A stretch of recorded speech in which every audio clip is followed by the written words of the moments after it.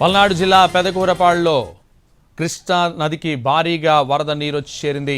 అమరావతి అమరేశ్వరాలయం దాటి వరద ప్రవహిస్తోంది. పల్లపు వీధి ముస్లిం కాలనీలోకి వరద చొచ్చుకెళ్లింది. రహదారులపై 4 అడుగుల మేర నిలిచింది వరద నీరు.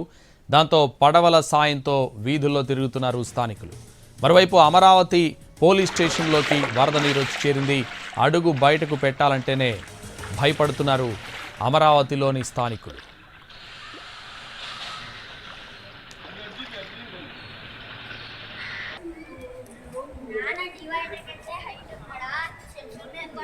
పల్నాడు జిల్లా పెదకూరపాడులో కృష్ణా నదికి భారీగా వరద నీరు వచ్చి చేరింది.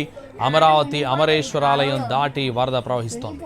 పల్లపు వీధి ముస్లిం కాలనీలోకి వరద చొచ్చుకెళ్లింది. రహదారులపై 4 అడుగుల మేర నిలిచింది వరద నీరు. దాంతో పడవల సాయంతో వీధుల్లో తిరుగుతున్నారు స్థానికులు. మరోవైపు అమరావతి పోలీస్ స్టేషన్లోకి వరద నీరు వచ్చి చేరింది. అడుగు బయటకు వేయాలంటేనే భయపడుతున్నారు స్థానికులు.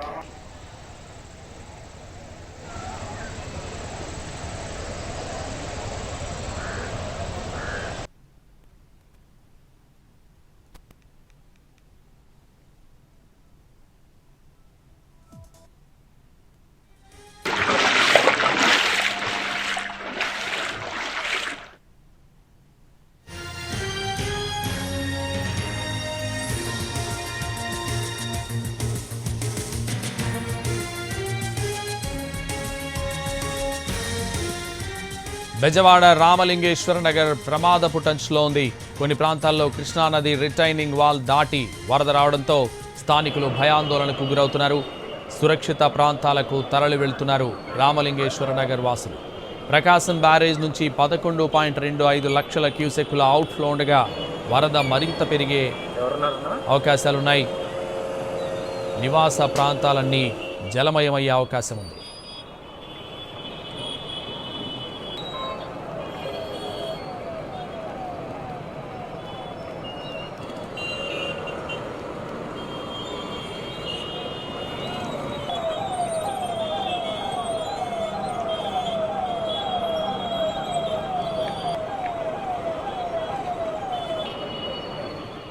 బెజవాడ రామలింగేశ్వర నగర్ ప్రమాదపు టంచ్లో ఉంది. కొన్ని ప్రాంతాల్లో కృష్ణానది రిటైనింగ్ వాల్ దాటి వరద రావడంతో స్థానికులు భయాందోళనకు గురవుతున్నారు. సురక్షిత ప్రాంతాలకు తరలి వెళ్తున్నారు రామలింగేశ్వర నగర్ వాసులు.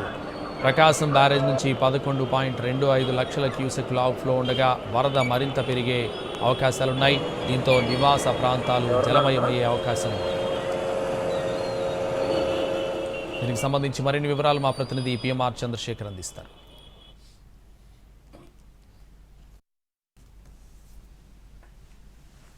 2,40,000 క్యూసెక్ల మేర నీరు ప్రకాశం బ్యారేజ్ ద్వారా దిగువకు విడుదలవుతున్న పరిస్థితి కనిపిస్తోంది. కనీ విని ఎరుగని రీతిలో ప్రకాశం బ్యారేజీ నిర్మాణం తర్వాత ఎప్పుడూ ఎరుగని రీతిలో ప్రకాశం బ్యారేజ్ నుంచి నీరు ఇక్కడికి చేరడం అనేది కనీవిని ఎరుగని రీతిలో రికార్డు స్థాయిలోనే ప్రస్తుతం కృష్ణమ్మ ప్రవహిస్తోంది. ప్రకాశం బ్యారేజ్ దిగువకు ప్రవహిస్తున్న పరిస్థితి కనిపిస్తుంది. సో ఈ నేపథ్యంలో ప్రస్తుతం మనం చూస్తున్నాం బ్యారేజీ దిగువన ఉన్న ప్రాంతం ఈ విధంగా ఉంది. రామలింగేశ్వర నగర్ ప్రాంతం ఇది.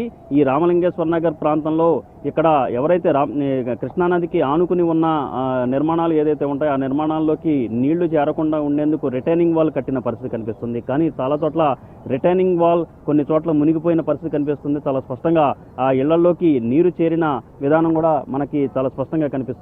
అపార్ట్మెంట్ల్లోకి నీరు చేరి చాలా స్పష్టంగా చేరిన పరిస్థితి కనిపిస్తుంది. దాదాపు 3 అడుగుల మేర నీరు చేరినట్లుగా మనకి విజువల్స్లో చాలా స్పష్టంగా కనిపిస్తుంది. ఇంకొకటి దూరంగా మనకి కనిపిస్తూ ఉంటే ఇంకొక చోట రిటైనింగ్ వాల్ కొంతమేర కనిపిస్తుంది. 1 అడుగు మేర రిటైనింగ్ వాల్ కనిపిస్తుంది. కృష్ణమ్మ ఉధృతి ఏ విధంగా ఉంది అనేది ఇక్కడ మనకి కనిపిస్తున్న అడుగు మేరే కనిపిస్తున్న రిటైనింగ్ వాలే నిలువెత్తు నిదర్శనంగా కనిపిస్తుంది. రక్షణ గోడగా నిలవాల్సిన రిటైనింగ్ వాల్ని దాటుకుని మరీ కృష్ణమ్మ ప్రవహిస్తున్న ఈ నేపథ్యంలో ఎవరూ ఏం చేయలేని పరిస్థితి. వరద ఉధృతి ఎప్పుడు తగ్గుతుందా అని బిక్కుమంటూ ఇక్కడ కాలనీ వాసులు కావచ్చు, ఇక్కడ ఉన్న ప్రజలు మొత్తం ఆందోళన వ్యక్తం చేస్తున్న పరిస్థితి కనిపిస్తుంది. ఇక్కడ పూర్తిగా ఇవన్నీ కూడా దాదాపు మునిగిపోయిన పరిస్థితి, నీళ్లలో నానుతున్న పరిస్థితి కనిపిస్తుంది. ఒకసారి కనుక మనం అక్కడ బిల్డింగ్ను చూస్తే సెల్లార్లోకి నీళ్లు చేరడానికి మరొక అడుగు మేర మాత్రమే అక్కడ ఉన్న పరిస్థితి కనిపిస్తుంది. సో ఈ నేపథ్యంలో ఇక్కడ ఈ నిర్మాణాల్లోకి నీరు వస్తున్న నేపథ్యంలో ఇక్కడి నుంచి కొంతమంది తరలి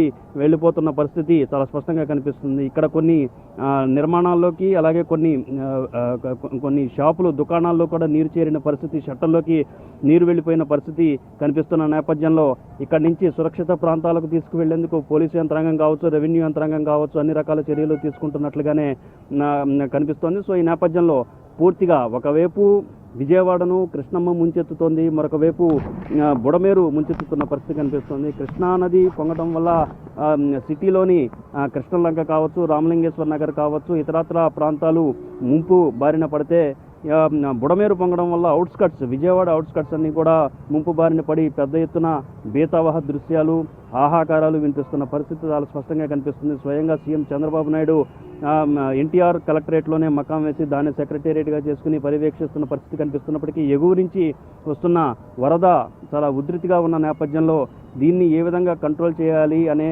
వ్యవహారం ప్రకృతి పరంగా ఇదంతా వ్యవహారం ఉంటుంది కాబట్టి దీన్ని కంట్రోల్ చేయటం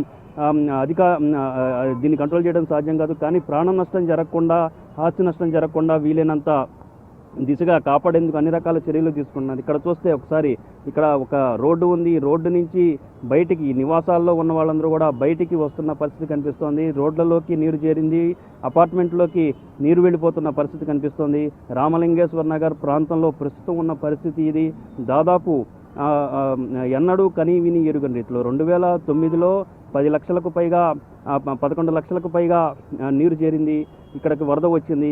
కానీ ఈసారి దానికి మించిన స్థాయిలో దానికంటే 25,000 క్యూసెక్కుల మేర నీరు ప్రకాశం బ్యారేజీ దిగువకు వస్తున్న నేపథ్యంలో పూర్తి స్థాయిలో భయాందోళనలు వ్యక్తమవుతున్నాయి. వరద ఉధృతి ఎప్పుడు తగ్గుతుందా అని అందరూ ఎదురు చూస్తున్న పరిస్థితి కనిపిస్తుంది. తెలంగాణలో కూడా ఎగువన భారీ ఎత్తున వర్షాలు కురుస్తున్న నేపథ్యంలో ఇక్కడ వరద ఉధృతి అనేది చాలా ఎక్కువగా కనిపిస్తుంది. విజయవాడకు 2 వైపుల నుంచి ప్రమాదం పొంచి ఉన్న పరిస్థితులు చాలా స్పష్టంగా కనిపిస్తున్న నేపథ్యంలో జిల్లా యంత్రాంగం కావచ్చు, రాష్ట్ర యంత్రాంగం కావచ్చు, మొత్తం ఓవరాల్ ప్రభుత్వ యంత్రాంగం కూడా పూర్తిగా అలర్ట్ అయ్యి ఎప్పటికప్పుడు పరిస్థితిని సమీక్షిస్తున్న సూచనలు చాలా స్పష్టంగా కనిపిస్తున్నాయి. కెమెరామెన్ లక్ష్మణ్తో చంద్రశేఖర్, ఎన్టీవీ, విజయవాడ.